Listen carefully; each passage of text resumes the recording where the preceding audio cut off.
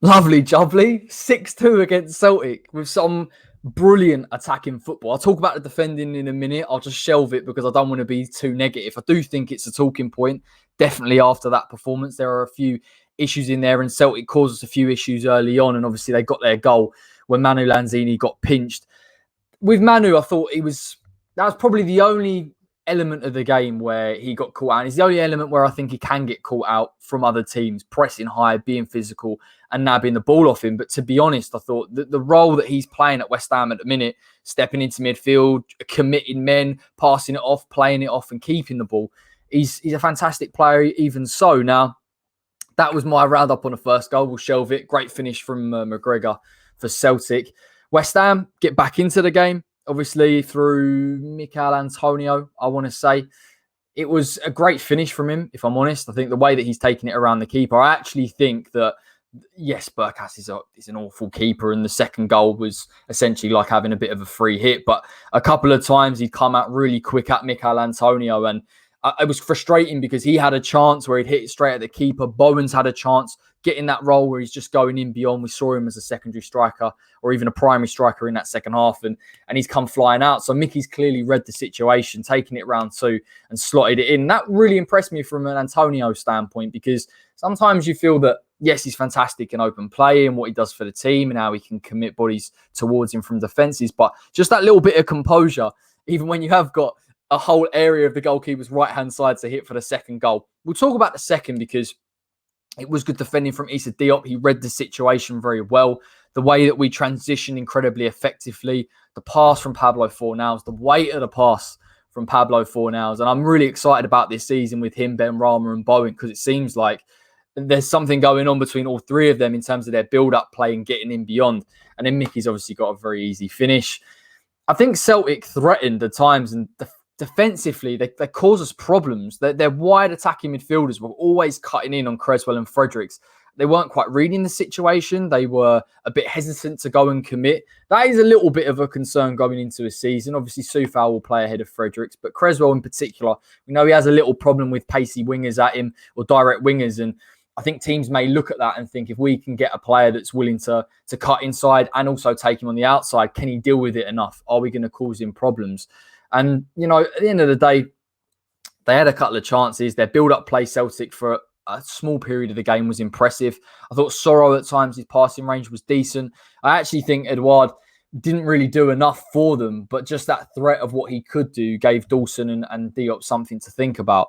The third goal obviously came from Sorrow's foul on Antonio. Benrahma, fantastic in terms of just keeping a little bit composed, playing the right pass, and he bundles right into the back of Mickey, and it's a clear pen. Marky Nobes takes it very nicely, which is good to see. I think there was a little bit of debate as well between Benrahma and Antonio, but I just thought, listen, it's Mark Noble's last season at the club. He's going to step up, he's going to take it, and you've got all the confidence in the world that he's going to finish. Now, second half comes around, and listen, I think Celtic's high line was there to just be annihilated, if I'm honest. I thought, the pressing worked probably for the first 15 minutes against West Ham, but when they tired and we got into our rhythm and we dealt with the intensity very well, it became a bit of a free-for-all. I thought, playing that high line, with Mark Noble, even though he can lack athleticism, allowing him to pick the passes all over the place, the build-up play with West Ham, committing them in those central areas.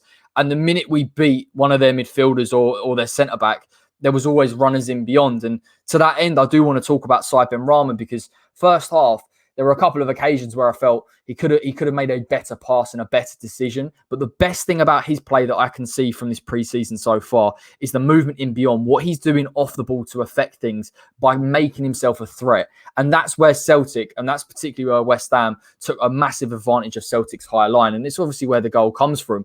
There was something in my head screaming, is he going to take too long? Is he going to waste this chance? But I do actually admire it a little bit to commit the keeper and the centre-back, just cut it a little bit inside and slot it home. And I'm happy for him to get the goal in pre-season.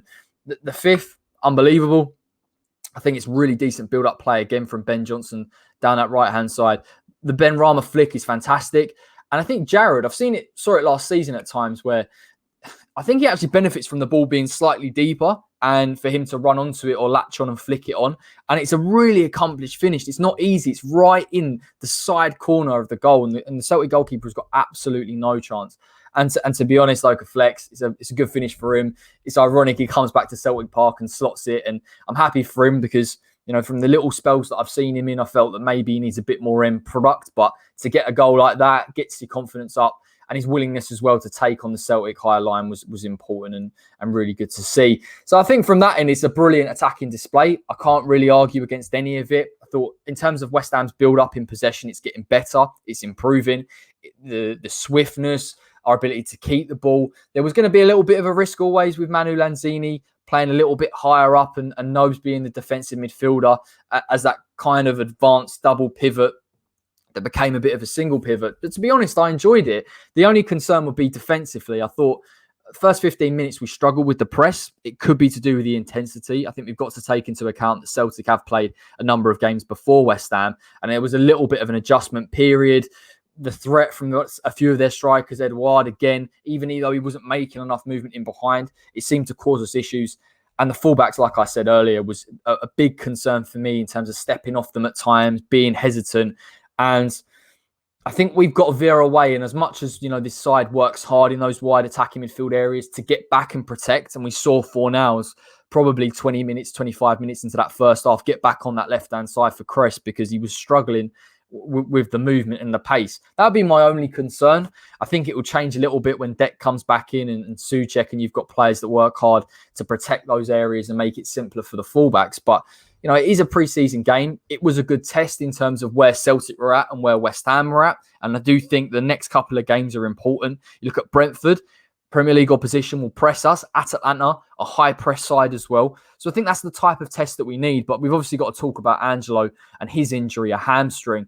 But possibly that's where it comes from. You know, when you've gone through a couple of games where West Ham have cruised and controlled and just were really working just to get touches of the ball, and then you come up against a Celtic side that are stopping you playing out from the back and trying to run in behind. I think that's where the injury came for Angelo, and it's really disappointing. He's clearly our best centre-back, and there will be worries in terms of when we can get him back fit and ready to go. I hope it's not too severe. And it's just annoying. It's just really irritating. You need Big Angelo and you need Dawson really to start the season and get you off to a flying start. But I am impressed. I've got to try and look at the positives, and I think a lot of us will. Let me know in the comment section what you think about that pre-season game. Enjoyable. West Ham scoring goals for fun at the minute. Some really good attacking stuff. Are you concerned defensively with anything you're seeing from the fullbacks, or do you feel that it's going to get ironed out? Drop a like on the video if you did enjoy this. Subscribe to the West Ham Way. There'll be a lot more content this week. I'm hoping, or I'm even praying, that West Ham could try and get a little bit further forward with negotiations, please. Because as much as I enjoy doing little profiles on potential players and how they can fit within systems, I would love to do an announcement video. So I'm sure that West Ham media team would also love to do. So take care, everybody. Enjoy the rest of your weekend. We will reconvene next Saturday at least with a review of the Brentford game. And I will be at the Atlanta game. If you do see me, come and say hello. I'll try and do a vlog thing for it. I'm a bit new to it, so I'll give it a good old go and see what happens.